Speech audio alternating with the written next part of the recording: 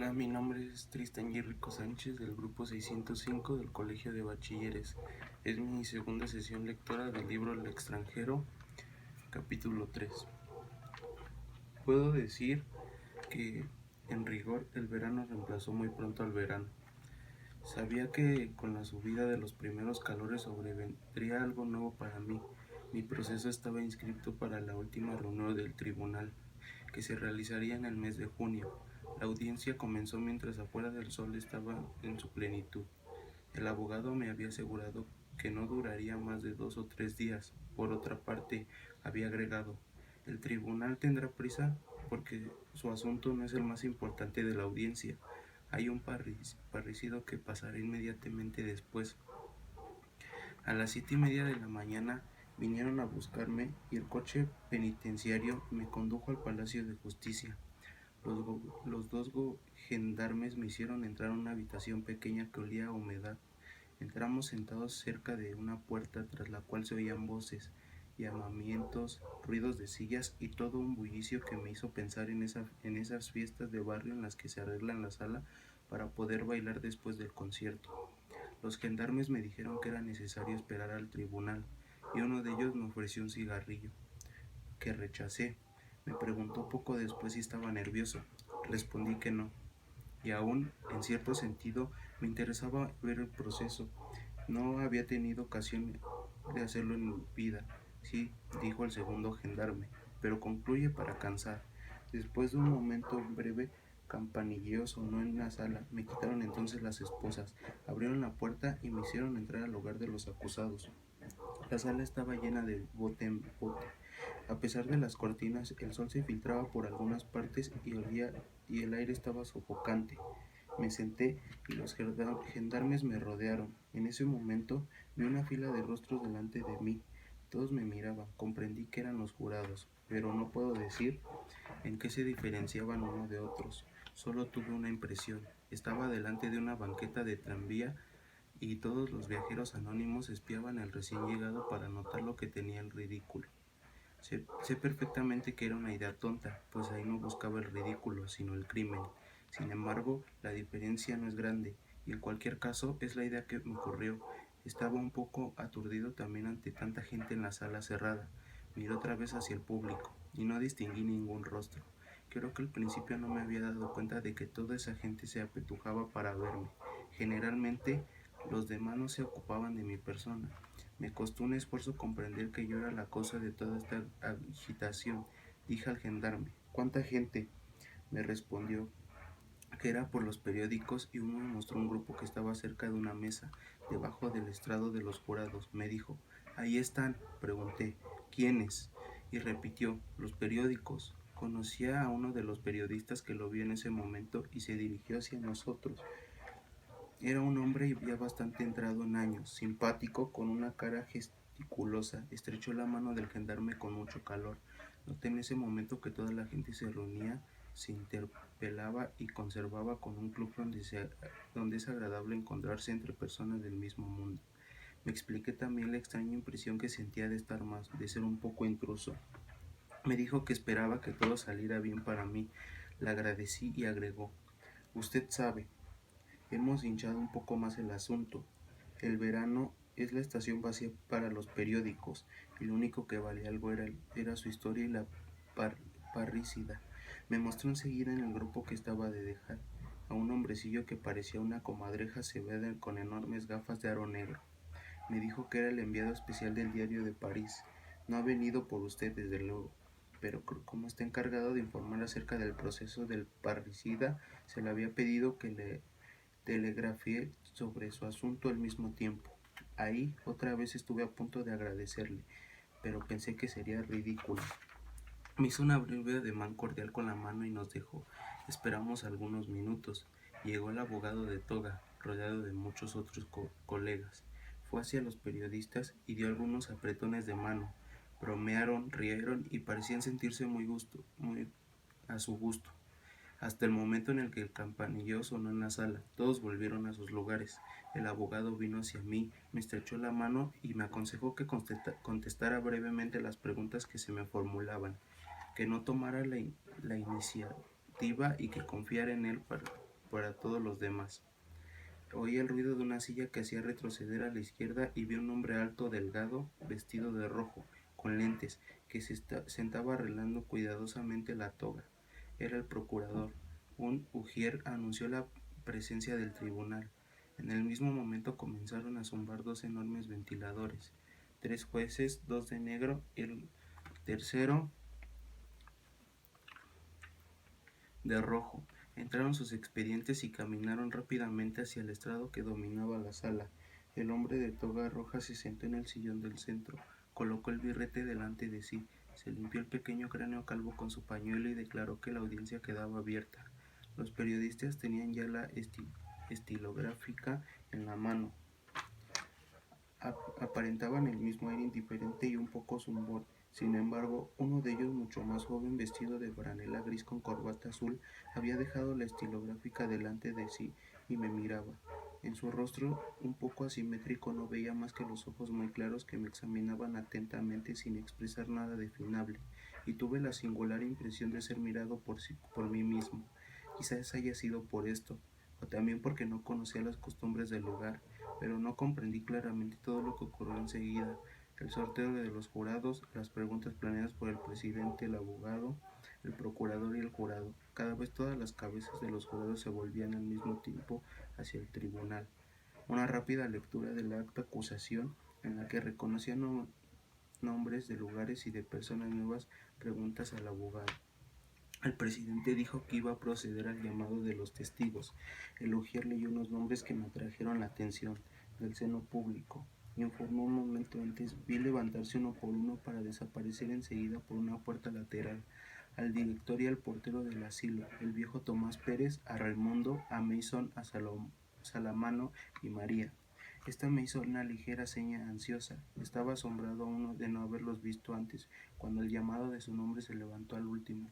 Celeste. Reconocía al lado de la mujercilla del restaurante con la chaqueta y el aire preciso y decidido. Me miraba con intensidad, pero no tuve tiempo de reflexionar porque el presidente tomó la palabra. Dijo que iba a comenzar la verdadera audiencia y creía inútil recomendar al público que conservara la calma. Según él, estaba ahí para distinguir con imparcialidad la audiencia de su asunto que quería considerar con objetividad.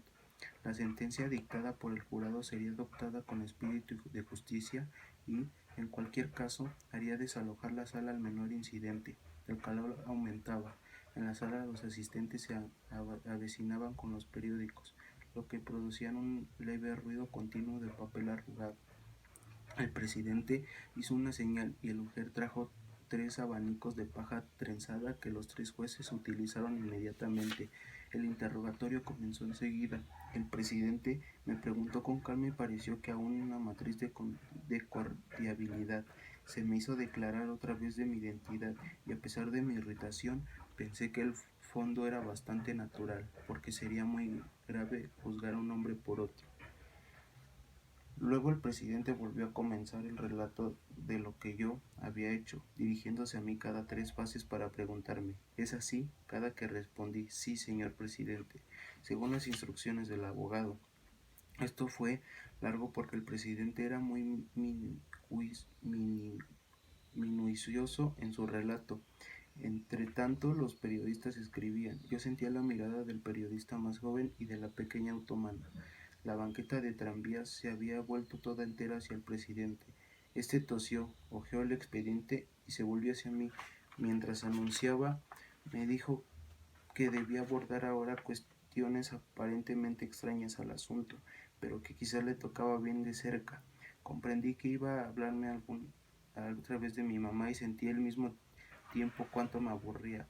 Me preguntó por qué había metido a mi mamá en el asilo. Contesté que porque carecía de dinero para hacerla atender y cuidar. Me preguntó si había costeado personalmente y contesté que mi mamá ni yo esperábamos nada uno del otro, ni de nadie por otra parte, y que ambos nos habíamos acostumbrado a nuestras vidas. El presidente dijo entonces que no quería insistir sobre ese punto y preguntó al procurador si tenía otra pregunta formulamente. El procurador estaba medio vuelto espaldas hacia mí y sin mirarme declaró que con la autorización del presidente quería saber si había vuelto al manantial con la intención de matar a Lara. No, dije. Entonces, ¿por qué estabas armado y por qué volver a ese lugar precisamente? Dije que no era al azar. Y el procurador señaló con acento cruel. Nada más por el momento. Todo fue enseguida un poco confuso, por lo menos para mí, pero después de algunos conciliábulos, el presidente declaró que la audiencia quedaba levantada y transferida hasta la tarde para recibir la declaración de los testigos.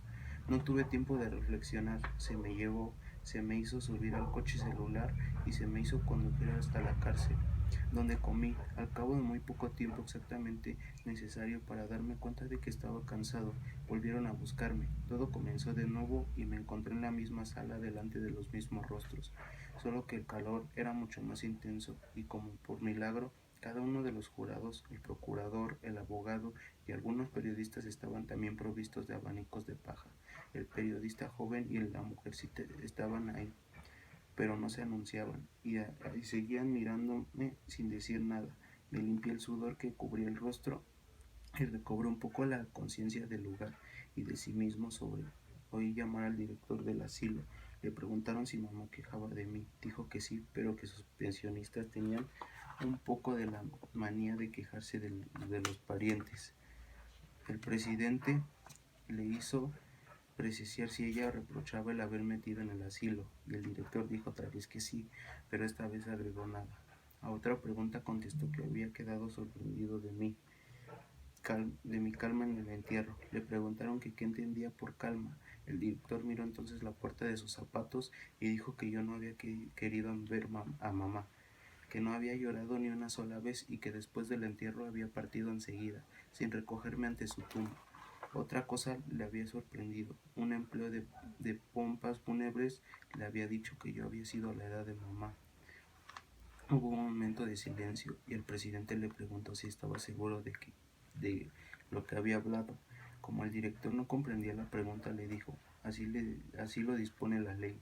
Luego el presidente preguntó al abogado general si quería interrogar al testigo y el procurador gritó, oh no, es suficiente.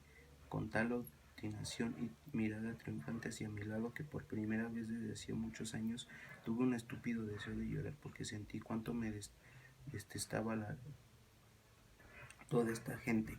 Después de haber preguntado al jurado y al abogado si tenían preguntas que formular, el presidente oyó al portero. Para él, como todos los demás, se repitió el mismo ceremonial. Cuando llegó el portero me miró y apartó la vista. Respondió a las preguntas que se le formularon. Dijo que yo no había querido ver a mamá, que había fumado, que había dormido y tomado café con leche.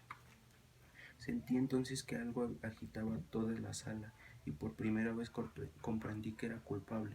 Hicieron repetir al portero la historia del café con leche y la del cigarrillo. El abogado general me miró con brillo irónico en los ojos. En ese momento el abogado preguntó al portero si no había fumado conmigo, pero el procurador se opuso violentamente a esa pregunta. ¿Quién es ahí el criminal? ¿Cuáles son los métodos que consisten en manchar a los testigos de la acusación para desvintar testimonios que no por eso resultan menos aplastantes? Pese a todo, el presidente ordenó al portero que no respondiera a la pregunta. El viejo dijo que con aire cohibido, sé perfectamente que hice mal, pero no me atreví a rozar el cigarrillo que el señor me ofreció. En último lugar, me preguntaron si no tenía nada que agregar.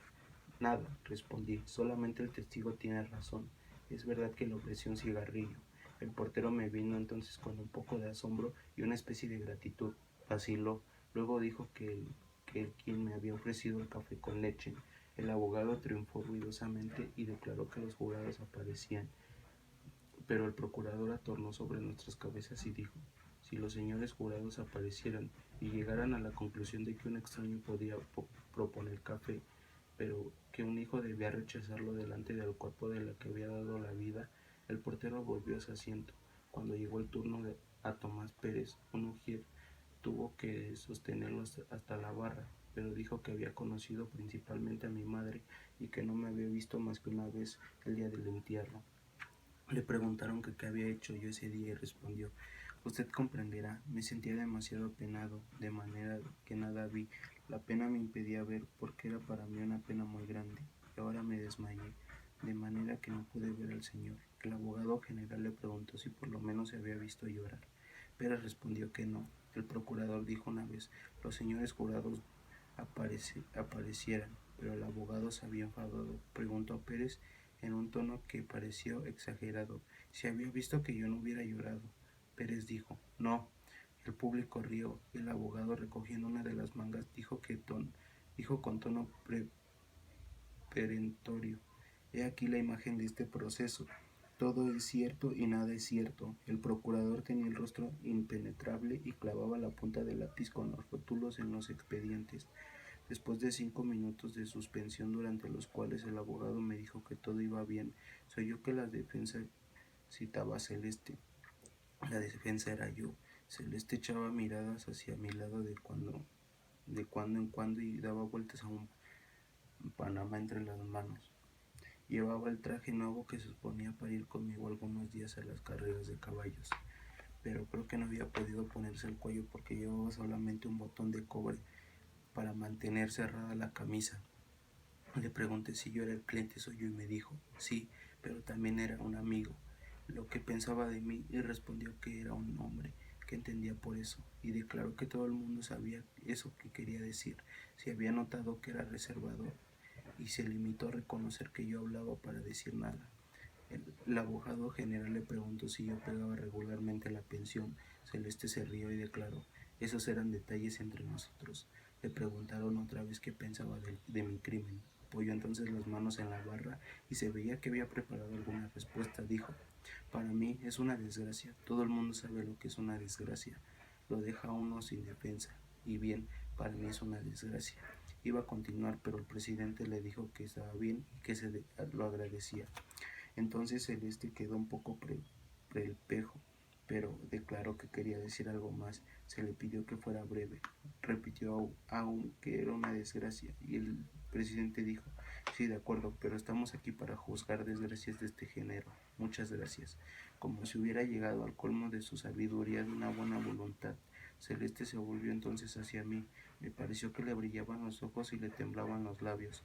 Parecía preguntarme qué más podía hacer. Yo no dije nada, no hice gesto alguno, pero es la primera vez en mi vida que sentía deseo de besar a un hombre. El presidente le ordenó otra vez que abandonara la barra. Celeste fue a sentarse en el escaño. Todo el resto de la audiencia quedó ahí, un poco inclinado hacia adelante con los codos en las rodillas, el panamá sobre las manos, oyendo todo lo que se decía. Pero me gustaba más la cabeza descubierta. Desde el lugar en que estaba adivinaba el ligero peso de sus senos y reconocía el labio inferior sobre un poco abultado. Parecía muy nerviosa. Le preguntaron enseguida desde cuándo me conocía. Indicó la época en que trabajaba con nosotros. El presidente quiso saber cuáles relaciones conmigo. Dijo que era mi amiga. A otra pregunta contestó que era cierto que debía casarse conmigo. El procurador, que hojeaba un expediente, le preguntó con tono brusco cuándo comenzó nuestra unión. Ella indicó la fecha. El procurador señaló con aire indiferente que le parecía que era el día siguiente de la muerte de mamá. Luego dijo con ironía que no quería insistir sobre esa situación delicada, que comprendía muy bien los escrúpulos de María, y aquí su acento se volvió más duro, que se lo ordenaba para pasar por encima de las conveniencias. Pidió pues a María que resumiera el día en el que yo la había conocido. María no quería hablar, pero ante la insistencia del procurador recordó el baño, la ida al cine y el regreso a mi casa. El abogado general dijo que después de las declaraciones de María en el seminario de instrucción había consultado los programas de esa fecha. Agregó que la propia María diría qué película pasaba entonces. Con voz casi inaudible, María indicó que en efecto era una película de Fernández. Cuando concluyó, el silencio era completo en la sala. El procurador se levantó entonces muy gravemente y con voz que me pareció verdaderamente conmovida, el dedo tendido hacia mí, articuló lentamente: señores jurados, al día siguiente de la muerte de su madre, este hombre tomaba baños, comenzaba una unión irregular e iba a reír con una película cómica. No tengo nada que decir. Volvió a sentarse, siempre en medio del silencio, pero de golpe María estalló en sollozos. Dijo que no era así, que había otra cosa, que las forzaban a decir lo contrario de lo que pensaba, que me conocía bien y que no había hecho nada malo. Pero el ujier, a señal del presidente, lo llevó y la audiencia persiguió. Enseguida se escuchó, pero apenas me hizo quien declaró que yo era un hombre honrado, y quien diría más, era un hombre bueno. Apenas escuchaba también a Salamano, cuando recordó que había tratado bien a su perro, y cuando respondió a una pregunta sobre mi madre y sobre mí, diciendo que yo no tenía nada más que decir a mamá, y que por eso la había metido en el asilo. Hay que comprender, decía Salamano, hay que comprender, pero nadie parecía comprender. Se lo llevaron. Luego llegó el turno de Raimundo, quien era el último testigo. Me hizo una ligera señal y dijo al instante que yo era inocente, pero el presidente declaró que no se le pedían apreciaciones, sino hechos. Le invitó a esperar las preguntas para responder. Le hicieron precisar sus relaciones con la víctima. Raimundo aprovechó para decir que era él a quien era el último que odiaba, después de que había bofeteado a su hermana. Sin embargo, el presidente le preguntó si la víctima no tenía algún motivo para odiarme.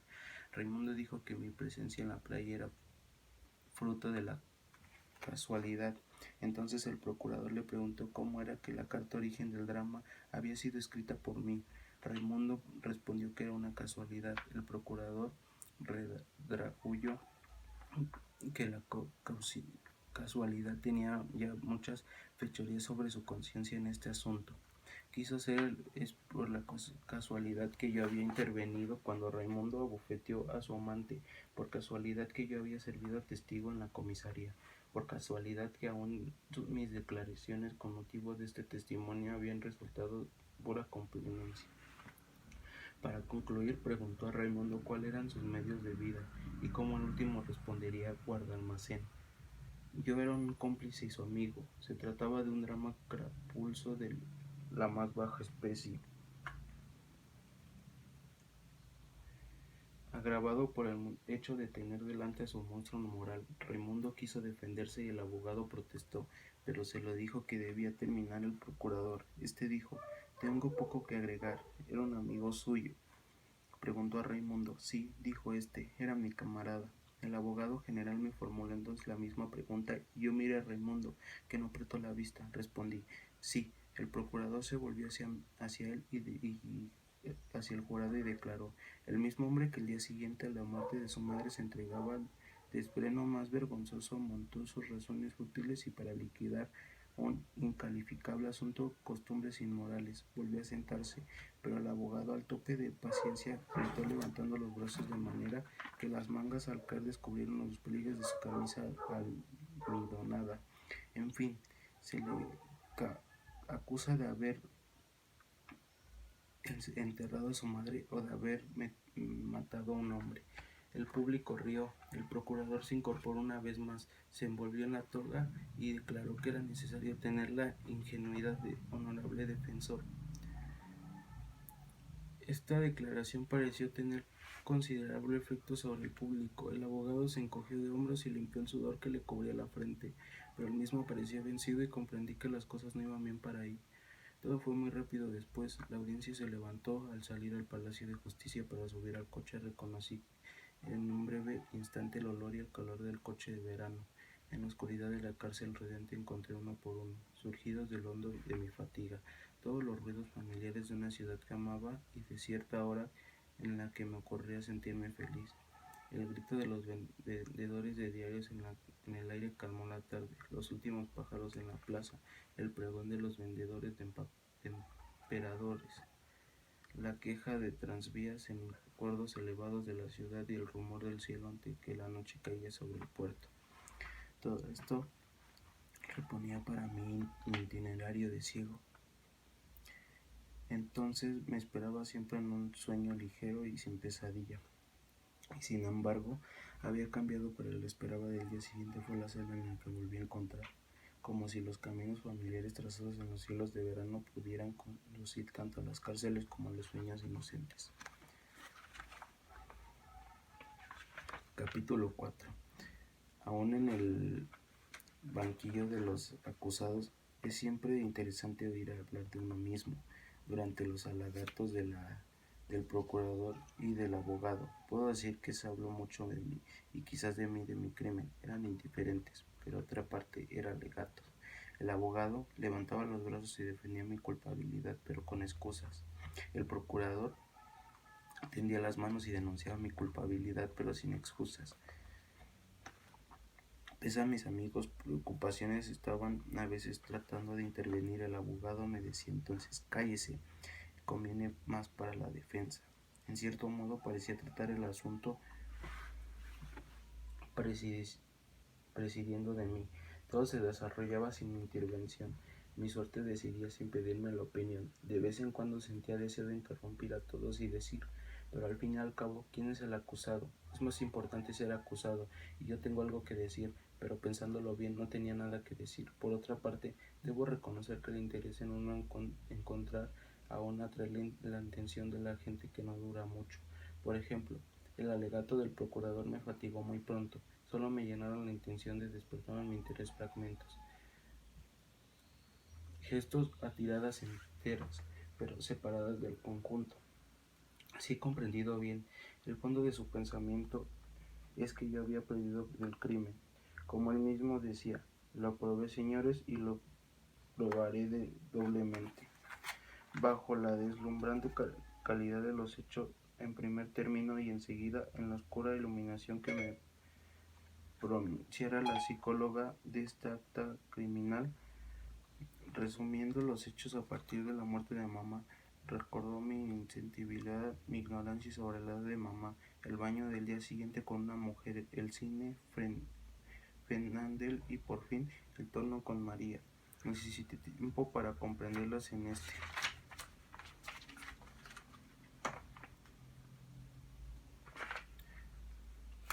Después se refirió a la historia de Raimundo. Me pareció que su manera de ver los hechos no carecía de claridad.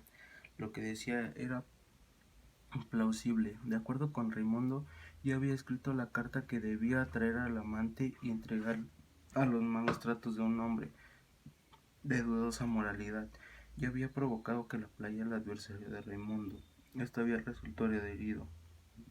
Había disparado una vez, había esperado, y para estar seguro de que el trabajo estaba bien hecho, había disparado aún 4 balas, serenamente, con el blanco asegurado de una manera en cierto modo preditada. Y bien, señores, dijo el abogado general, acabo de construir delante de ustedes el hilo acontecimiento que condujo a este hombre a matar en pleno acontecimiento de causa. Insistí en esto, dijo, pues no se trata de un asesinato común, de un acto reflexivo que usted podrá considerar atenuado para las circunstancias. Este hombre, señores, este hombre es inteligente. Ustedes lo han oído, ¿no es cierto? Sabe contestar, conocer el valor de las palabras, y es posible decir que ha actuado sin darse cuenta de lo que hacía. Yo escuchaba y oía que me juzgaba inteligente, pero no comprendía bien lo que las cualidades de un hombre común podían convertirse en cargos aplastantes contra un culpable.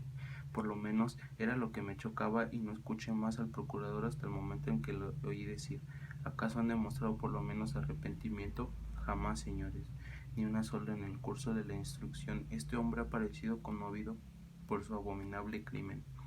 En ese momento se volvió hacia mí, me señaló con el dedo y continuó abrumándome sin que pudiera comprender bien por qué. Sin duda no podía dejar de reconocer que tenía razón, pero tanto encarecimiento me asombraba. Habría querido tratar de explicarle cordialmente, casi con cariño, que nunca había podido sentir verdadero pasar alguna cosa.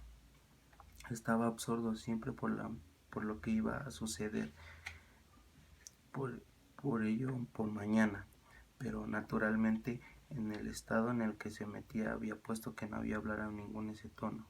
Decía que se había acercado a ella y que ya había encontrado nada. Señores jurados, decía que en realidad yo tenía alma en absoluto y que no me merecía accesible ni lo inhumano ni uno solo de los principios morales que custodiaban el corazón de los hombres. Sin duda, agregó, no podíamos reprochárselo. No podemos quejarnos de lo que falte aquello que no es capaz de adquirir, pero cuando se trata del tribunal, la virtud internamente negativa de la tolerancia queda convertirse en lo menos fácil para la elevada de la justicia, sobre todo cuando el vacío de un corazón, tal como se descubre en este hombre, se transforma en un abismo en el que la sociedad puede sucumbir. Hablo entonces de mi actitud para con mamá, por lo menos hasta el momento en el que el abogado general se detuvo y después de un momento de silencio volvió a comenzar con voz baja y penetrante. En este mismo tribunal, señores, va a juzgar mañana el más abominable de los crímenes, la muerte de un padre. Según él, la imaginación retrocedía a este atroz atentado. Osaba esperar la justicia de los hombres castigara sin debilidad, pero no toma decírtelo, no lo inspiraba este crimen, que cedí casi frente a él, que sentía delante de mi insistibilidad. Siempre, según él, un hombre que no mataba moralmente a su madre se sostería de la sociedad de los hombres por el mismo título en el que levantaban las manos asesinas sobre el autor de estos días. En todos casos, el primero preparaba los actos, segundo, y en cierto modo los anunciaba y los legitimaba. Estoy persuadido, señores, agregó lanzando la voz, de que no encontrarán ustedes demasiado audaz mi pensamiento si digo que el hombre que está sentado en este banco es también culpable de la muerte que este tribunal desvelará juzgar mañana. Debe ser castigado en consecuencia. Aquí el procurador se limpió el rostro brillante de sudor. Dijo en fin que deberá ser penoso. El rostro brillante de sudor dijo que era en fin que declaró que yo tenía nada que hacer en una sociedad y cuyas reglas más esenciales desconocía, que no podía invocar al corazón humano cuyas reacciones elementales ignoraba. Les pido la cabeza de este hombre, dijo, y se las pido en el corazón tranquilo por si en el curso de mi larga carrera me ha tocado reclamar penas capitales. Nunca tanto como hoy he sentido este penoso deber compensado, equilibrado, iluminado por la conciencia de un imperioso y sagrado mandamiento y por el horror que siento delante del rostro del hombre en el que no leo más monstruosidades. Cuando el procurador volvió a sentarse hacia un momento de silencio bastante largo, el presidente tosió un poco y con voz baja me preguntó si no tenía nada que agregar. Me levanté y tenía deseo de hablar. Dije un poco al azar, por otra parte, que no había tenido intención de matar al árabe. El presidente contestó que era una afirmación que no había comprendido bien mi sistema de defensa y que, antes de ir a mi abogado, le complacerá que procesara los motivos que habían inspirado mi acto. Mezclando un poco las palabras y dándome cuenta del ridículo, dije rápidamente que había sido a causa del sol. En la sala hubo risas. El abogado se encogió de hombros e inmediatamente después se le concedieron la palabra, pero declaró que era tarde, que tenía varias horas y que pedía suspensión de las audiencias hasta la tarde. El tribunal consistió. Por la tarde grandes ventiladores seguían agitando la espesa atmósfera de la sala y los pequeños abanicos multicolores de los jurados se movían todos al mismo sentido. Me pareció que el alegato del abogado no debía terminar jamás.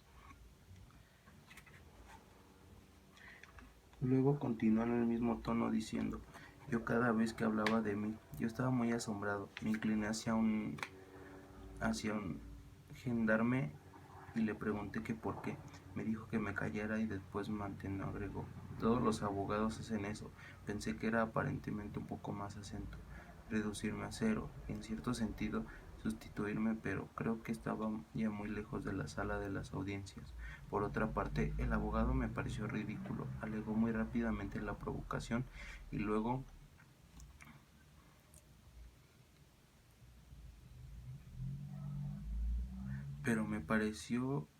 habló de mi alma, pero me pareció que tenía mucho menos talento que el procurador.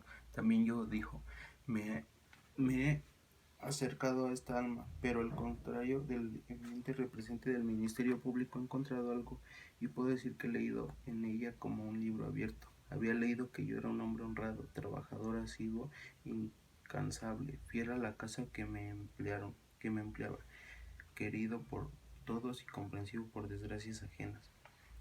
Finalmente, había esperado que una casa de retiro le diera a la anciana las comodidades que en mis medios no me parecían procurarle. Me asombraba, señores, agregó, que se haya hecho tanto ruido alrededor del asilo.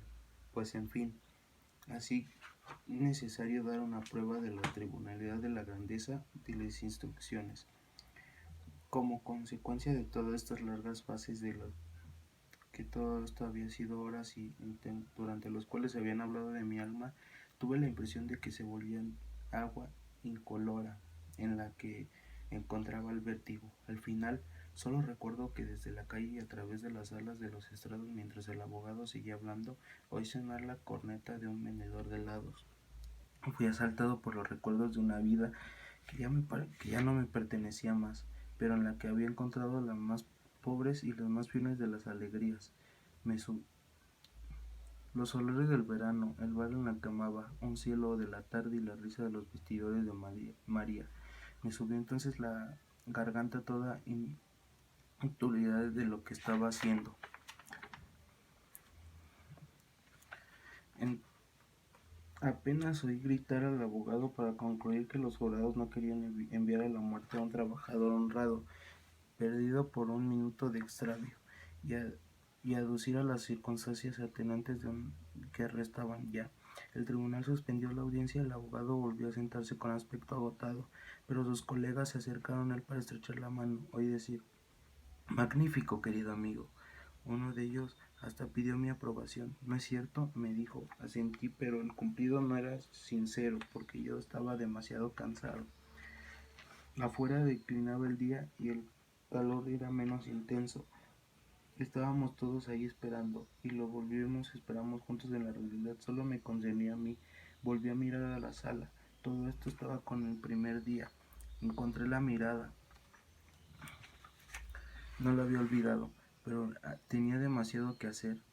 Lo vi entre Celeste y Raimundo. Me hizo un pequeño ademán como si dijera por fin, y vi sonreír su rostro un poco ansioso, pero sentía cerrado el corazón y ni siquiera pude responder a su sonrisa. Si se consideraba el asunto firmemente, era perfectamente lógico. En caso contrario, había demasiado papelerío inútil. De todos modos, me dijo el abogado, queda la apelación, pero estoy seguro de que el fallo sea favorable. Esperemos mucho tiempo, creo que cerca de 3 o 4 horas. Al cabo, un campanillo sonó. El abogado me dijo diciendo: «El presidente del jurado va a leer las respuestas. Solo le llamarán cuando pronuncie el fallo». Se oyó golpear a las puertas, la gente corría las escaleras y yo no sabía si estaban próximas o alejadas. Luego oí una voz sorda que leía algo en la sala.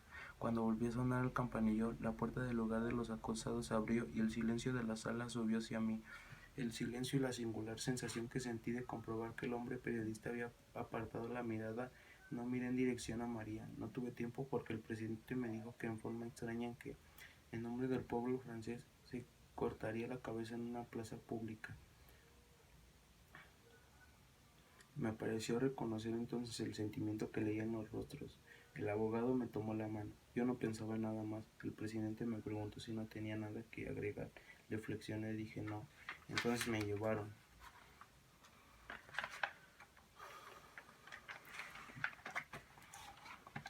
Por tercera vez me rehúso a recibir el capellán. No tengo nada que decirle. No tengo ganas de hablar. Demasiado pronto tendré que verle. En ese momento intentaba escapar cambiando la celda.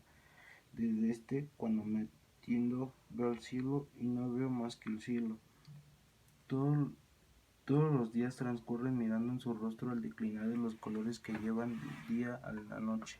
Acostado, pongo la mano debajo de la cabeza y espero. No sé cuántas veces me han preguntado si habrá ejemplos de condenados a muerte que se hayan librado del engranaje implacable, desaparecido antes de la ejecución, roto el cordón de los agentes. Me ha aprochado ahora al haber prestado suficiente atención de los relatos de ejecuciones. Uno siempre debería de interesarse por estos temas. No se sabe cuánto le puede ocurrir, como todo el mundo, pero existían sin duda obras especiales que nunca tuve curiosidad de consultar. Me hubieran enterado, me hubiera enterado de que, en caso de por lo menos la rueda se había detenido, de que en su precipitación irresistible al azar y la posibilidad por una vez al menos había cambiado alguna cosa, una sola vez. En cierto sentido, creo que esto me hubiera bastado. Mi corazón no habría hecho el resto. Los periódicos hablaban a menudo de una deuda de la sociedad, pero en esto no hablaba la imaginación. Lo que interesa es la posibilidad de evasión, un salto fuera del rito. Naturalmente, la esperanza consistía en ser abatido de un balazo en la esquina de la calle, en plena carrera. Pero bien, considerado todo ese lujo, me esperaba permitido, todo me prohibía el engranaje. me engancharon nuevamente. En cierto sentido,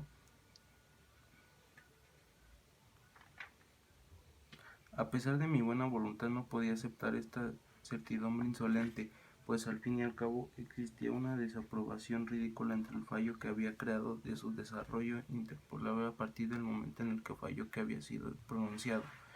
El hecho de haber sido leída la sentencia de las 20, el hecho de haber sido leída en el lugar de las 17, el hecho de que hubiera podido ser otra, de que había sido dictada por hombres que cambiaban la ropa interior, de que había sido dada en nombre de una nación tan imprecisa como la del pueblo francés.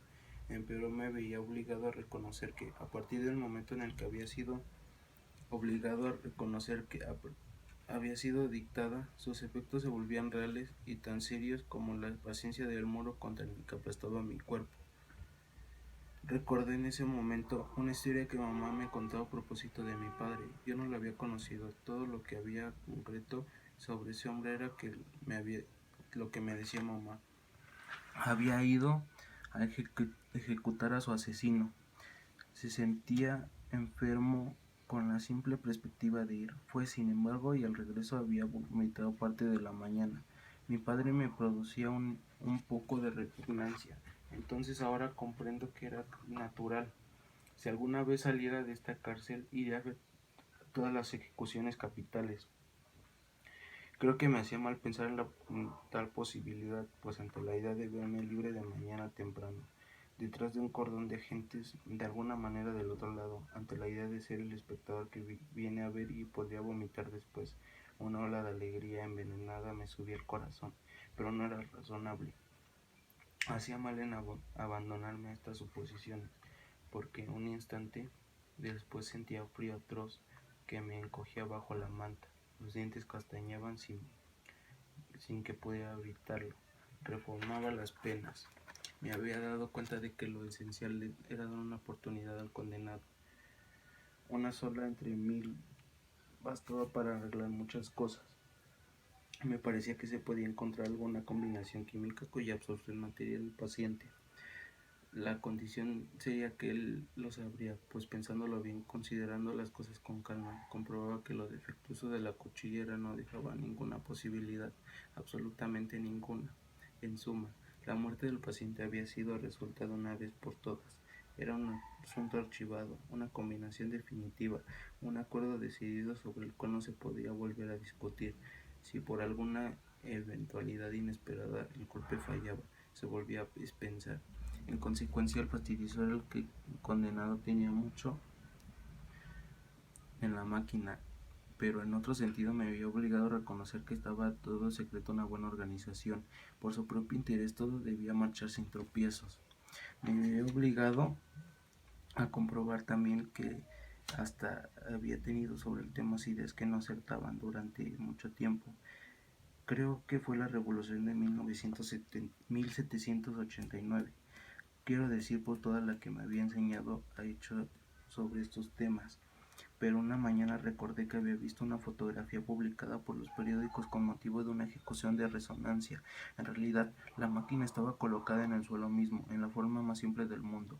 Era mucho más angosta de lo que yo creía. Era bastante curioso que no hubiera advertido antes. La máquina había llamado la atención en el Euclides por un aspecto en la pretensión concluida reluciente. En cierto sentido, también esto era fastidioso. La subida del cadalso en el aspecto en pleno cielo permitía a la imaginación aferrarse, mientras que la mecánica aplastaba a todo el mundo, mataba a uno directamente con otro poco de vergüenza y mucha precisión. Había dos cosas en las que reflexionaba todo el tiempo: el alba de la apelación. Sin embargo, trataba de no pensar más en ellas. Se volvía verde, era la noche. Hacía un esfuerzo para desviar el curso de mis pensamientos. Oía el corazón. No podía imaginar en aquel ruido que me acompañaba desde hacía tanto tiempo pudiera parar nunca. Nunca he tenido verdadera imaginación. Sin embargo, trataba de construir el segundo determinado que el latir del corazón. no se prolongaría más en mi cabeza. Pero en vano, el alba o la apelación estaban ahí. Concluía por decirme que era más razonable no contentarme. Sabía que vendería el alba. En suma, pasé la noche esprechando el alba. Nunca me había gustado ser sorprendido. Concluí, pues no dormir sin un poco de día.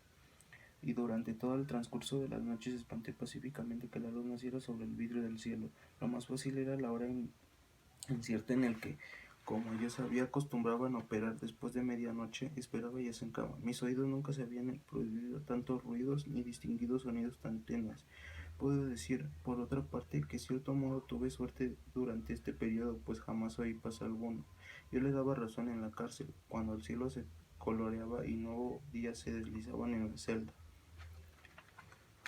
Durante el día tenía la apelación. Creo que saqué el mejor partido de esta idea. Calculaba los resultados y obtenía el mayor rendimiento de mis reflexiones. Tomaba siempre la peor posibilidad de apelación, que era rechazada. Y bien, tendré que morir antes que otros, evidente, pero todo el mundo sabe que la vida no vale la pena ser vivida. En el fondo, no ignoraba que morir a los 30 años o a los 60 importa poco, pues naturalmente en el momento acaso otros hombres y otras mujeres vivían así durante miles de años en suma. Nada podía ser más claro. En este punto me molestaba un poco en el razonamiento, el santo terrible que sentía dentro de mí pensando en 20 años de mi vida por venir, pues lo reprimí imaginando cómo serían pensamientos de 20 años cuando a pesar de todo llegara el momento de que uno debe morir. Es evidente que no importa ni cómo ni cuándo. Por consiguiente, lo difícil era perderle vista a lo que en este momento, únicamente en ese momento, tenía, por así decir, el derecho. Me concedía en cierto modo el permisido de considerar la segunda hipótesis. Me indultaba. Era necesario mantener naturalmente esta hipótesis para hacer posible la resignación frente a la primera.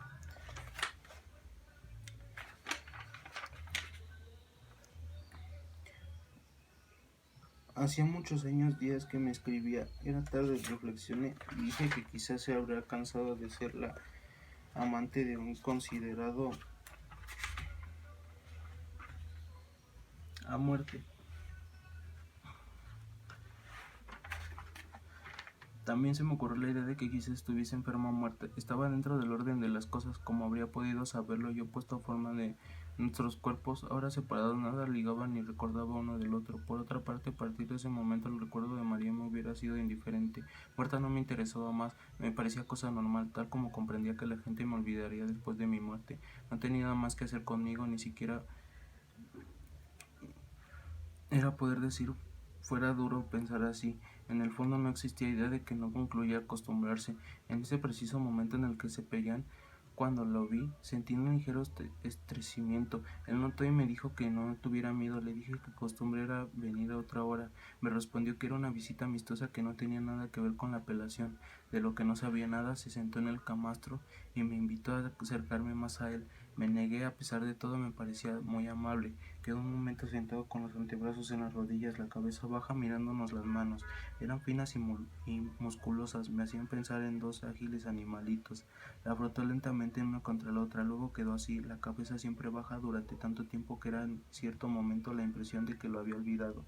Pero levantó la cabeza bruscamente y me miró de frente. ¿Por qué?, me dijo. ¿Rehúsa usted mis visitas? Contesté que no creía en Dios. Quiso saber si estaba muy seguro y le dije que yo mismo no tenía por qué preguntármelo. Me parecía una cuestión sin importancia, casi sin pareciera que hablarme. Observó unas veces creía estar seguro cuando en realidad no lo estaba. Yo no decía nada, me miró y me preguntó: ¿qué piensa usted? Contesté que quizás fuera así, que no estaba seguro de que me interesaba realmente, pero en todo caso estaba completamente seguro de que no me interesaba, y justamente lo que me decía no me interesaba.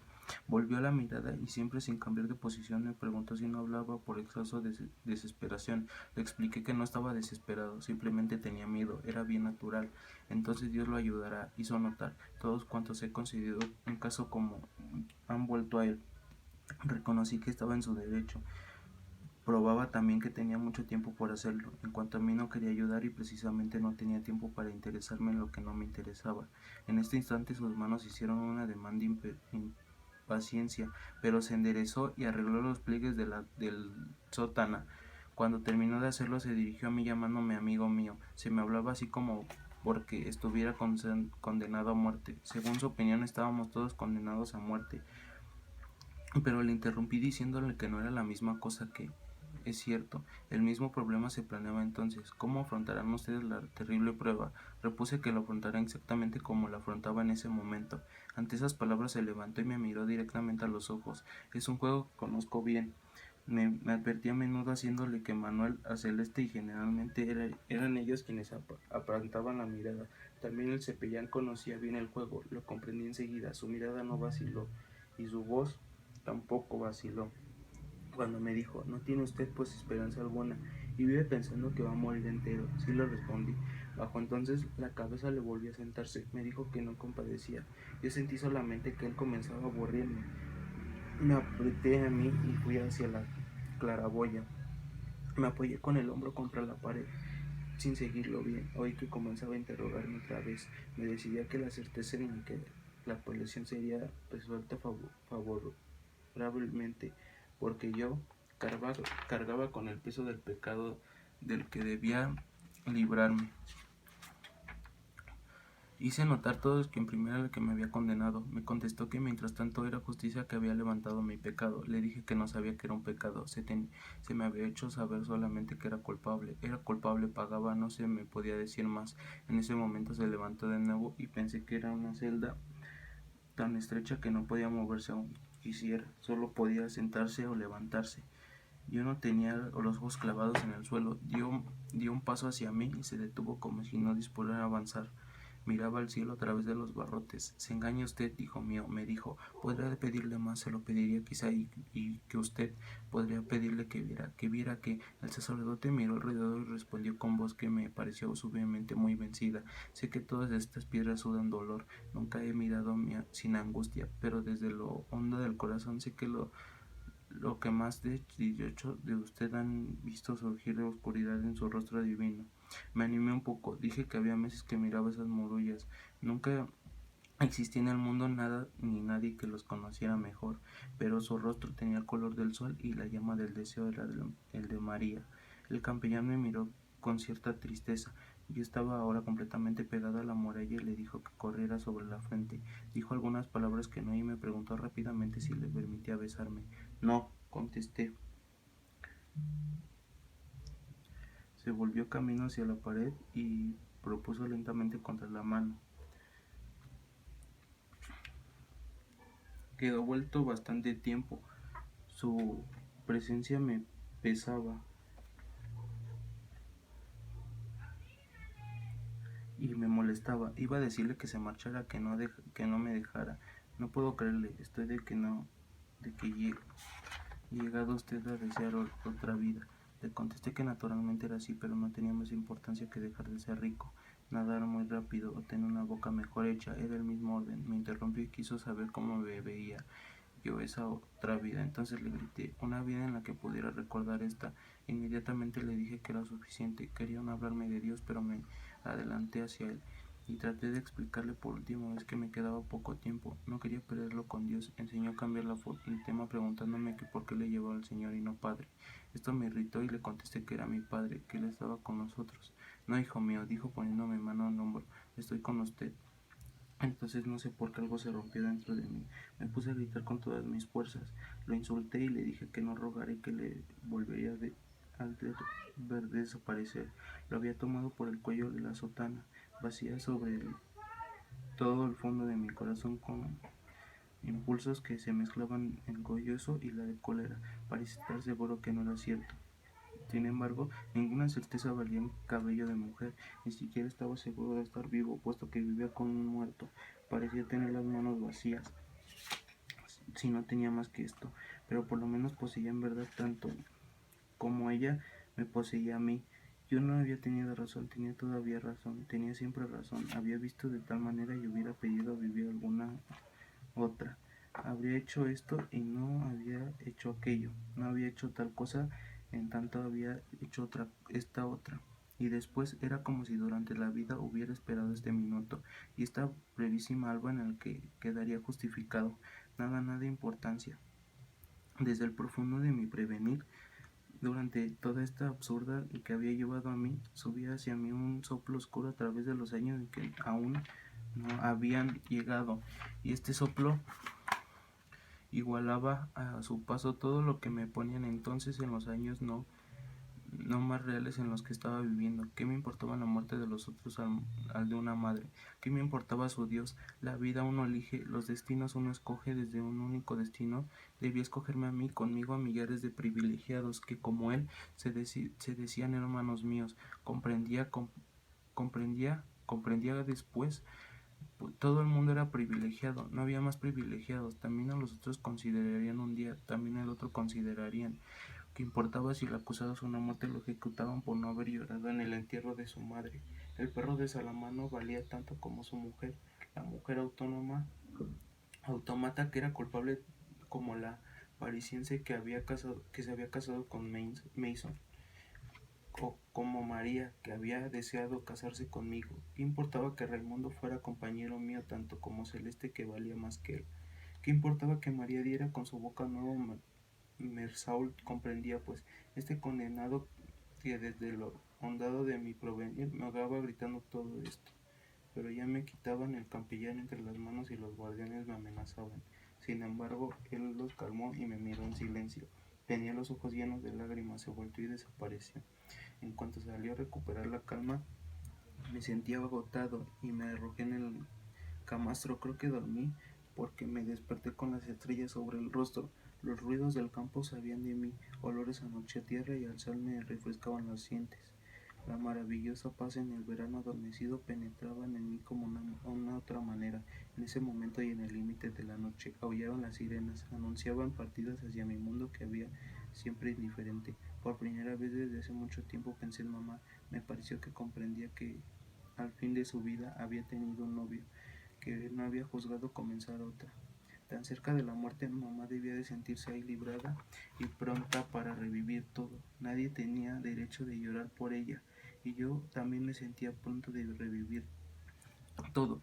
Como todo, si esta tremenda cólera me hubiera purgado del mal, vacío de esperanza delante de la noche cargada de presagios y de estrellas, me abría por primera vez a la tierna indiferencia del mundo.